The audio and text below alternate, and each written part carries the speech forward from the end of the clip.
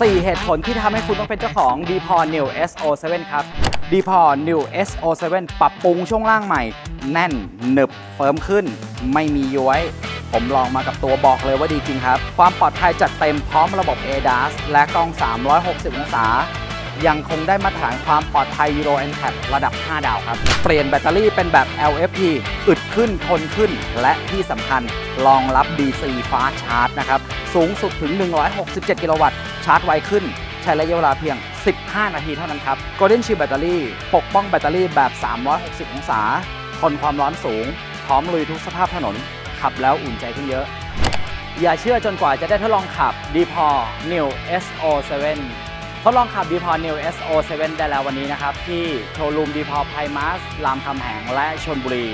เรื่องรถให้ไพมัสดูแลครับ